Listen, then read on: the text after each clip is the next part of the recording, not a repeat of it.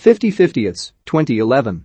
Adam Lerner, Joseph Gordon-Levitt, is running through the city. He runs through a bike path and eventually reaches a stop sign.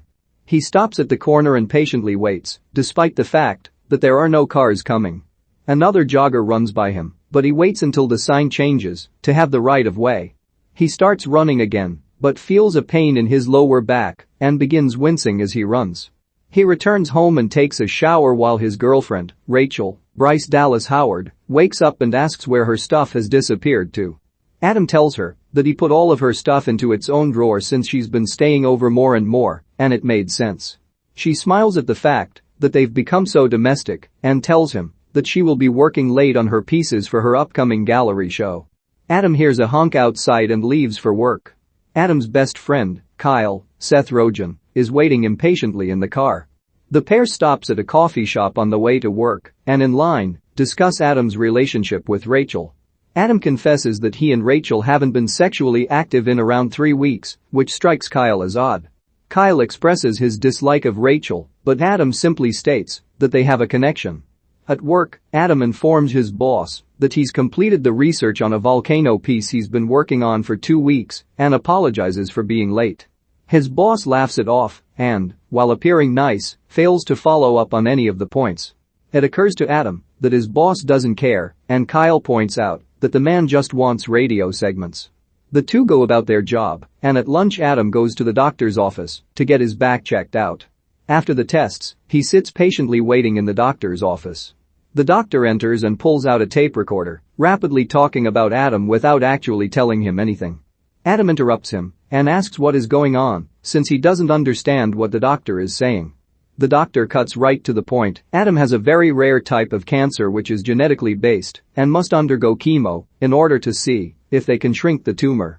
He zones out while the doctor tells him more about the condition and snaps back in time to ask if he is going to be okay.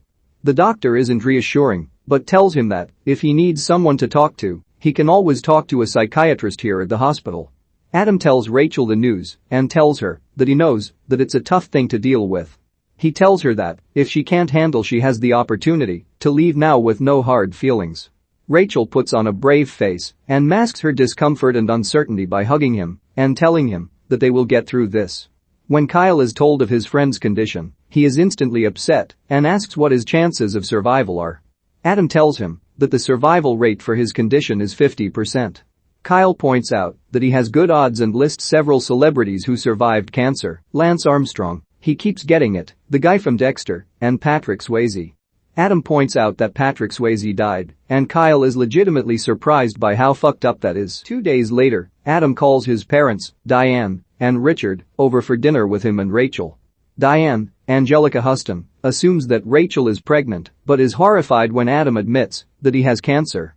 She tells him that she's moving in, but Adam tells her that she has enough on her plate looking after Richard, Serge Howd, who is suffering from Alzheimer's. Diane wants to take care of him, but Rachel tells her that she will do it instead. Adam begins his psychiatric sessions with Katie, Anna Kendrick, a trainee working on her doctorate.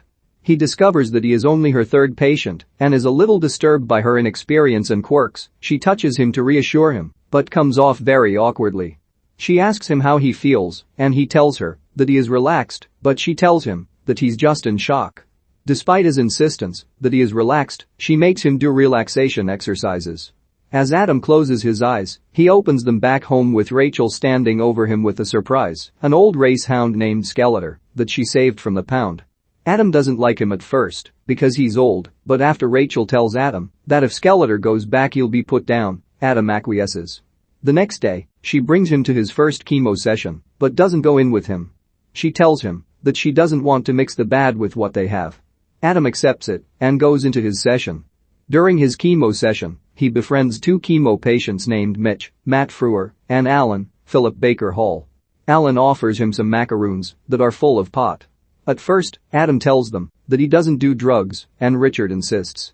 They tell him what kind of cancer they have and proceed to get high together.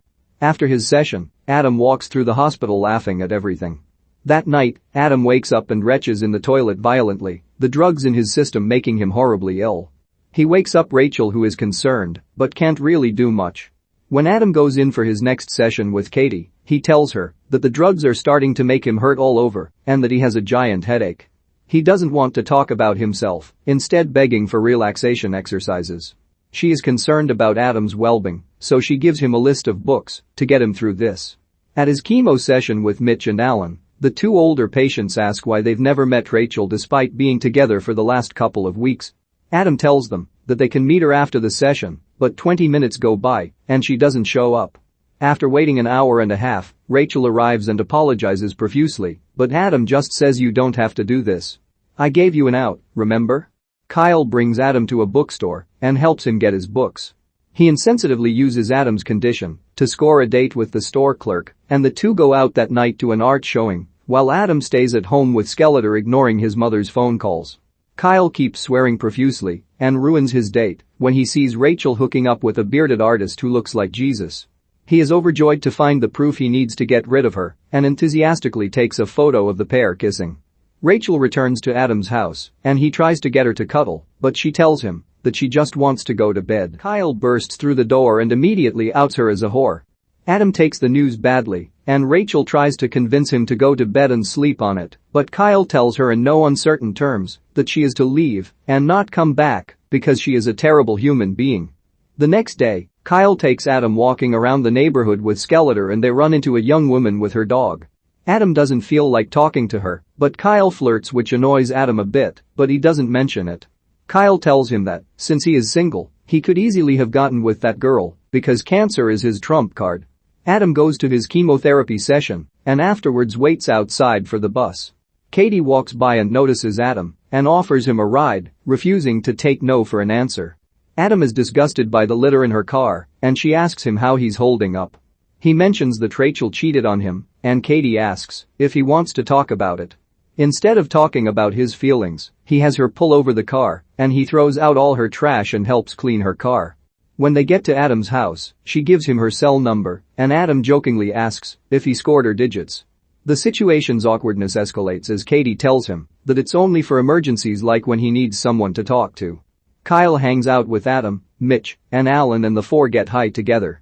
Mitch's wife brings them some wheat tea and she and Mitch cuddle for a bit before she goes to do some shopping. Adam is clearly struck by how caring their relationship is and sees what he was missing when he was with Rachel. When he and Kyle return to Adam's house, they are interrupted by Rachel, who wanted to come by and get her stuff.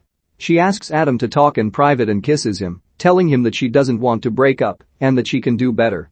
Adam tells her to get off his porch and asks why she left one of her paintings. She tells him that she made it for him, so Adam and Kyle trash it. They think it's an improvement and hang the torn and burnt canvas on a wall. The pair goes out to a bar and Kyle encourages him to tell girls he has cancer in order to get laid. After several disastrous attempts, Kyle manages to find a pair of girls who are interested enough that one will sleep with Adam.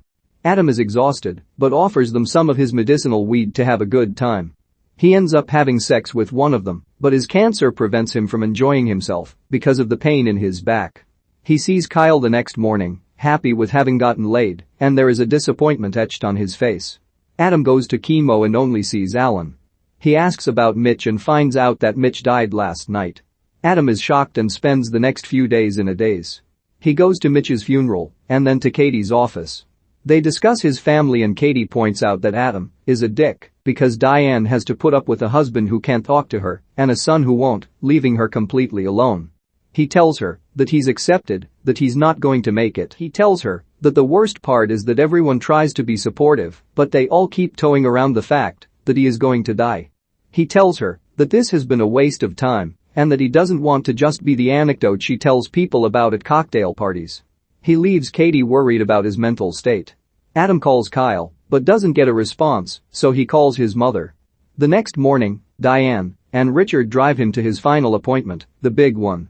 Adam and Diane talk about her life a bit and Adam explains how he feels when the doctor returns and tells him that the tumor hasn't grown. Their final option is surgery, and they will need to do it on Thursday in order to have a shot at beating it. The night before the surgery, he and Kyle sit at the waterfront and reminisce about their younger years. Kyle jokes that Adam has always picked the wrong girl and Adam realizes something. They agree to go to a bar, but Adam asks if he can drive since he has never driven before and might not even get a chance. Adam loses his shit and drives down the wrong lane before pulling over and forcing Kyle out of the car, screaming that Kyle was more concerned about fucking random whores than being there for him. Kyle is distraught and starts yelling at Adam when he sees Adam begin to make a phone call to Rachel. Instead of Rachel, Adam calls Katie to tell her that he's sorry that he was such an asshole. He tells her that he is scared, afraid that he might never learn to drive or tell a girl he loves her. She tells him that he just had a very shitty girlfriend, and Adam tells her that he thinks she'd be a good one. She wishes him luck on his surgery and tells him that she's glad he called. Adam gets out of the car and he and Kyle go into the city. At the end of the night, Adam takes Kyle home and Kyle collapses on his couch.